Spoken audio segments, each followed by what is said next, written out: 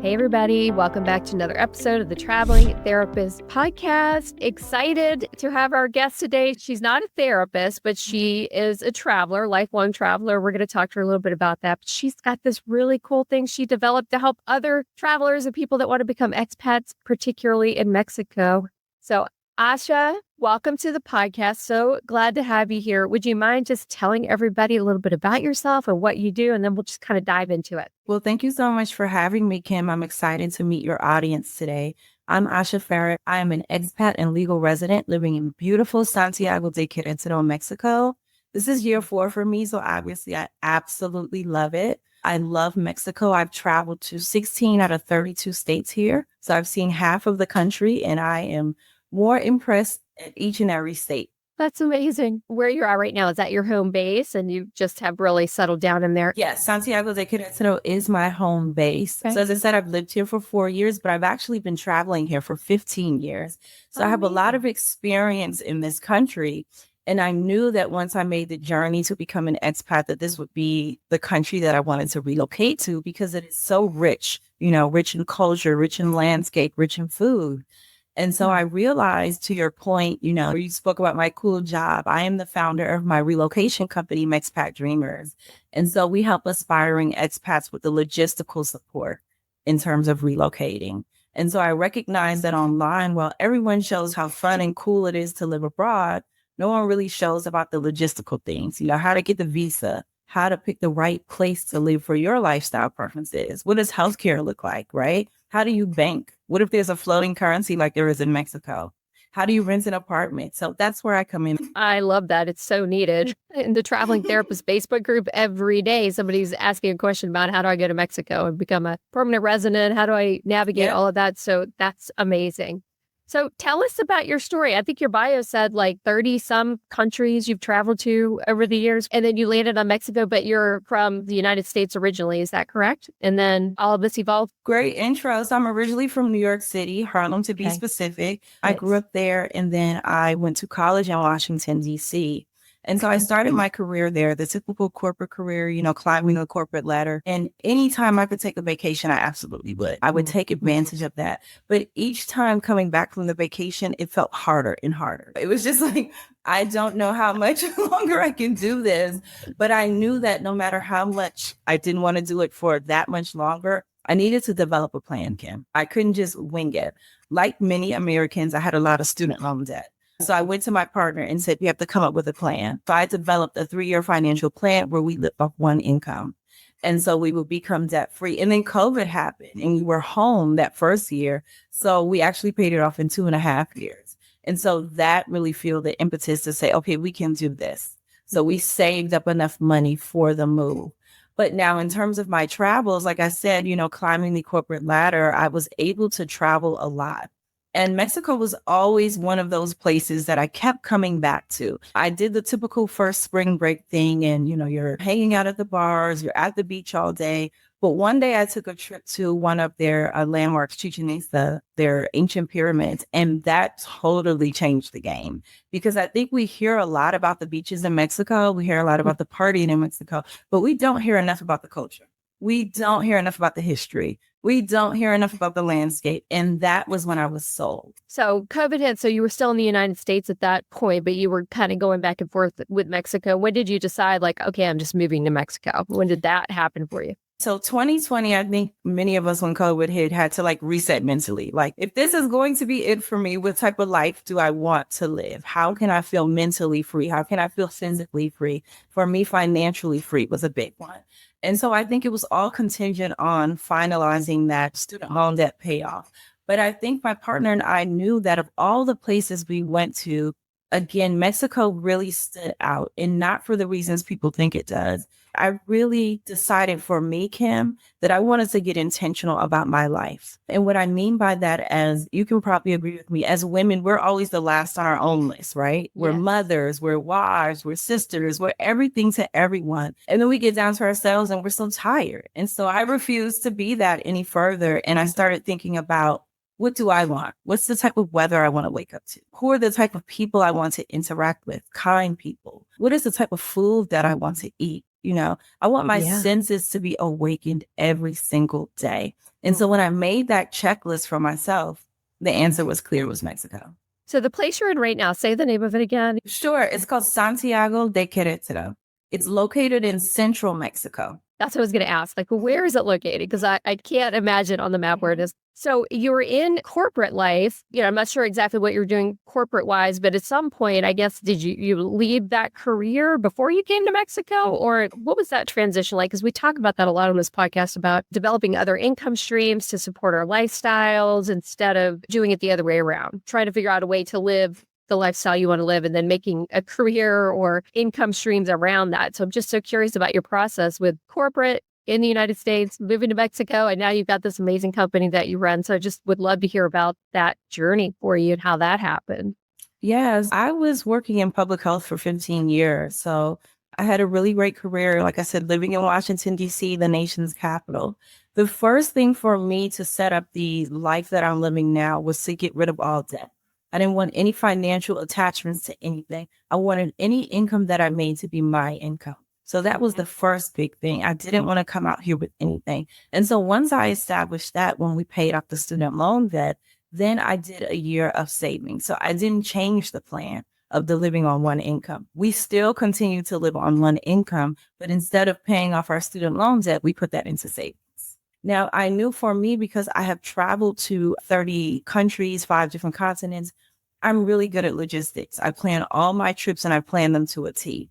And so I knew, in doing some research, there was a need in the market that wasn't being met. There was everyone on social media showing you, hi, I'm in Mexico City. Hi, I'm in Playa del Carmen. But there was not any real good information outside of that, right? It's like, oh, the beaches are nice here. Oh, the people are kind here. Oh, it's cheap here. But what's the details? How cheap? What's really the weather? Do you get hurricanes? I saw that there was an immediate gap there. So when you came to Mexico, did you leave the corporate job or they let you come because it was COVID and all that? You were just kind of like doing that while you were down in Mexico? Okay. Just as you said, I was fortunate that immediately March 2020, I went virtual like many people, and I stayed virtual for some time. So I was actually just building my business up, marketing my business and seeing if this would take off, because I did have this expertise and I knew people needed it. When you are starting to become an entrepreneur, you have to give it time and patience. Yes. That first year, you cannot expect to say, I'm going to be making $10,000 a month. You may not even match your salary. You won't match your salary from corporate. You have to be okay with that. Yeah, absolutely. I was wondering if you could talk a little bit about your company and what all you do and all the services you offer, because I love the fact that you do these tours and you just help people through the whole process. So I'd like to just talk about the company and the services you offer. Yeah, that's a great question. So at Expat Dreamers, we really help you with the logistical support with relocation. And so what that looks like is breaking down what is the right location for your preferred lifestyle. And so what I mean by that is getting back to that intentional list. What is your need for public transportation? Are you someone who uses Wi-Fi for work? What do you like to do for fun? What are your hobbies? Is population size affect, your level of comfortability or your level of anxiety? For example, is Mexico City too large of a city for you? What is your budget? Because once we understand your budget, we can remove some cities from the list. So it's almost like I'm dating my clients and my clients are dating me. So when we meet together initially, I'm getting to know you and then I make a recommendation for you. So I say, these are the top 3 cities that are best for you based off of what I learned about you. And then we go from there. I've developed a 7-week course where we break down all the major logistical hurdles. So week 1 is when we break down the right location for you. Week 2 and week 3, I hold your hand and I help you with obtaining a visa. I always tell my clients, Kim, I want you to be a legal resident. So I help you with the visa process. So here in your community is looking to know how to become a temporary resident or a permanent resident. That's the work that I do. And then I go over the healthcare process. Obviously, we're coming off of COVID. We're really still in COVID. People want to know what happens if I get sick. I break that down for you. Do you need public or private insurance? How do you rent an apartment? What are the guarantees necessary to rent an apartment? So I break all of that down in my course. And then after that, I have my clients come down and they physically see the location and figure out if it's the right fit for them. So we go on apartment tours, we go on neighborhood tours, we check out schools if that's appropriate. We really tour the city and then we make the final decision. That sounds so amazing. So if you're doing these tours, I guess you've spent a lot of time in these places and you know like who to take them to for the culinary piece and the neighborhoods and all that stuff. And I'd like to hear about that part. Is it just like these major cities fit into these different categories for people? So you've really gone and done a lot of research, or is it just, as somebody gets interested in something, maybe you'll go check it out and learn more about it then? I just would love to hear about your process, like how you became an expert on these places, I guess, all these different places. That's a great question. No, this is my work in research. So as I said, I've been traveling here for 15 years. I've traveled to 16 out of 32 states. So I'm really knowledgeable about these areas. Depending upon what my clients need, that's what I recommend. For example, I just had a client that left yesterday. She's actually leaving this morning.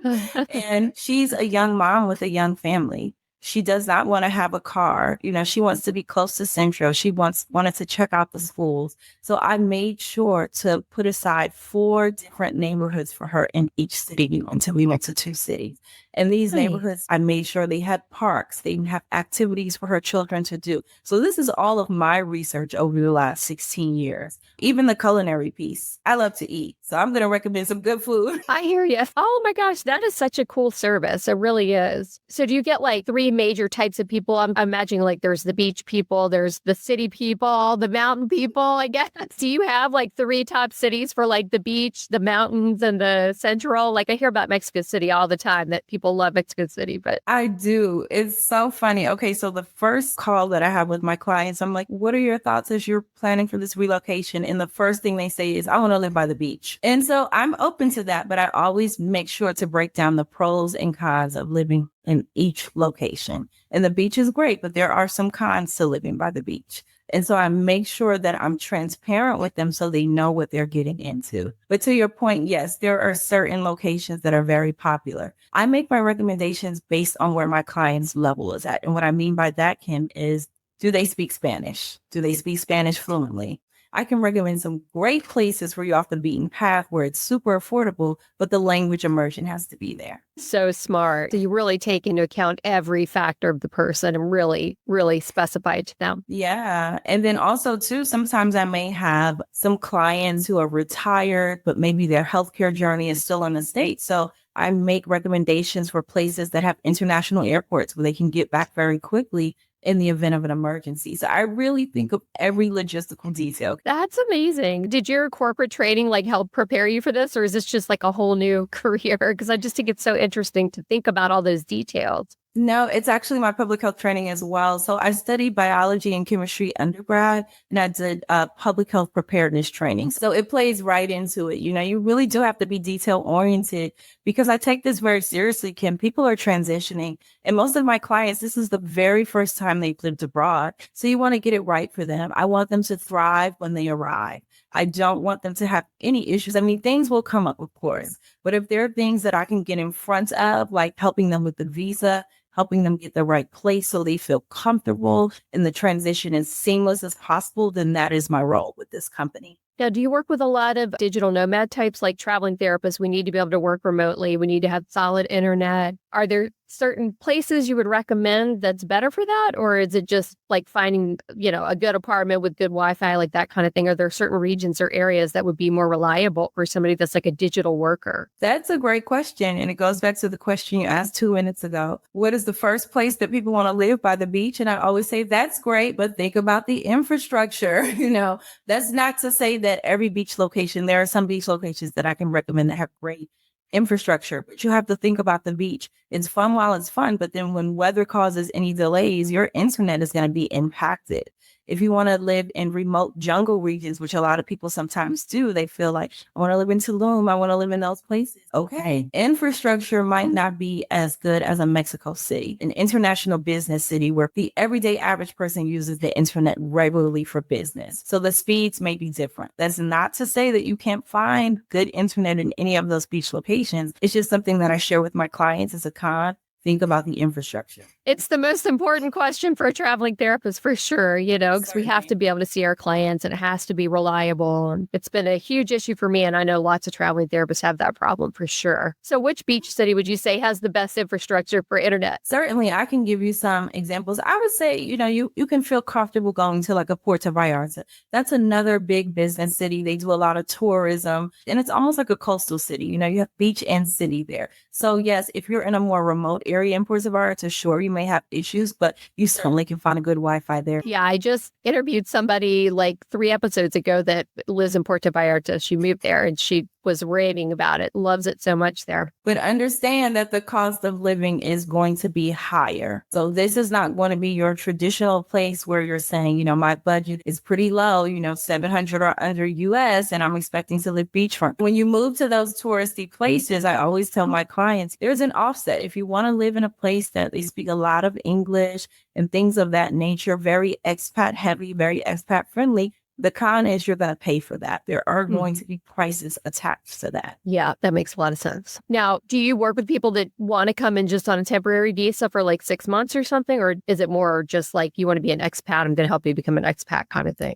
So I work with a combination. I mean, when you look at the environment we live in, there are a lot of digital nomads. There are a lot of people passing through, but they work with me because they need information about reliability about internet, reliability about how can I get around? What is the public transportation like? What is the cost of living if I don't want to sign a 1-year lease because I plan to be here on a short-term basis? Those are things that are very important to them. What happens to my healthcare if I don't want to get a full insurance package because I'm not going to be here long-term? What do I do? Should I get sick? So I meet with a lot of digital nomads where I'm helping them navigate that 6-month period. And then like renting and stuff, I guess you're just so familiar with these cities, you probably have real estate agents that you connect people to, or do you help with like finding the apartment, touring the apartment, like all of that? I tell people I help you from where you are in the States or Canada to getting where I am. So my service is full service. So I literally help you from the beginning when I meet you and you say, I want to move to Mexico, but I don't know how to do it, into literally sitting in the seat in your apartment.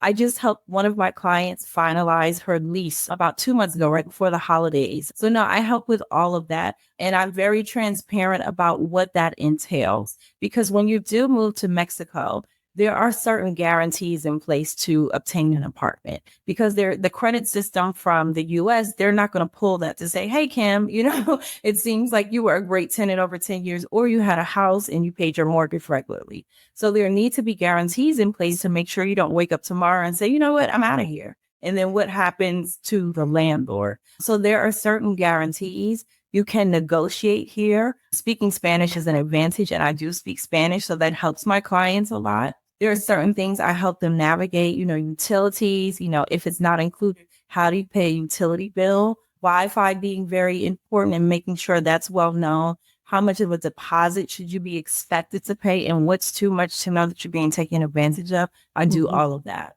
Yeah, that's so valuable. I mean, you could look up on the internet and know that this is how you pay your power bill, but there's like probably lots of nuances to that. Yes. You can only imagine. You or when your see gas is out, or how to get water delivered. Those things are very important because, Kim, as you can imagine, you don't know your gas is out until your gas is out. Oh my God. I'm thinking when we were in the Dominican Republic one time, like we could not figure out how to get the stove working. And this woman had to come over and like show us this trick with the stove. It was like a whole thing. Yeah. So there's like a million things like that, especially in another country that we're just not familiar with living in the United States. Yeah. And I think it's also helpful to help my clients because we do recognize, Kim, that we as Americans or Canadians, we are coming down to Mexico and we are very grateful to live in their country. So as a sign of respect, we want to make sure that we're combating gentrification. We want to make sure that we're supporting the economy, and how do we do that? I work with the locals. I make sure that all of my clients rent local. That's something that's very important to me because that supports the economy. So that's also part of the work that I do in helping my clients adapt, even helping clients figure out, now that I'm out here, maybe if they're retired, how to get into a volunteer activity. Things like that are very important in acclimating and building community when you live abroad. Yeah, absolutely. Yeah. As traveling therapists, we talk about that all the time. It's like, how do I build a community outside of, when I move to a new place? How do I do all that? And I guess connecting with expat communities, but finding like hobbies that you love and that sort of thing. And expat communities are fantastic, but I also would tell your audience, be open to local communities. People here in Mexico, I need to say this, are the friendliest, the kindest, and the most welcoming. And they want to get to know you. You know, sometimes there can be that language barrier, depending on what city you live in, where you're like, I want to say more, but my language skills are not there. And that's fair. But people are very kind. People want to get to know you. People want to welcome you into their community. So what does it look like for a listener? They're like, I need that. What do? They just reach out to you and you initiate that 7-week process that you were talking about, or the 7-step process? Yeah, so I'll break down a few options. You know, I have something for everybody, and it really starts at an inquiry call. You can go on my website, expatdreamers.com. I'm sure Kim will have that in the notes, or you can reach out to me on my social media. I'm very active. I chronicle my life in this journey here in Mexico on my Instagram, which is the same name, Expat Dreamers, Facebook, etc. But yeah, you reach out to me and we set up an inquiry call. An inquiry call allows me to get to know what your goals are, what you're looking to do. Like you said, are you a digital nomad and you want to be here for 6 months or less? Do you want to be here long term? Do you want to retire here? And then I share with you the offerings and the services that I have. So there's something for everyone. There's a one-on-one call that you can do with me and really just get to know for an hour what's right for you and what's not. I've developed courses, as I talked about. I have one from scratch to relocation, and that's the 7-week private course with me where we go over all the logistical details. So those are some of the offerings. There are other courses that I have online, but certainly they can reach out to me. I'd be happy to work with your audience, Kim. Thank you so much. Okay, you guys, this is your girl. Reach out, because I know a lot of y'all are talking about wanting to move to Mexico right now. So this is the path forward, because I know a lot of people want to do it, but they're too scared or it's just too overwhelming. So they don't take that step. They just say, well, maybe one day, and they never do it. But it's really neat to hear there's something that's so like concierge, personalized, and like walks you through every single step of it. That's amazing.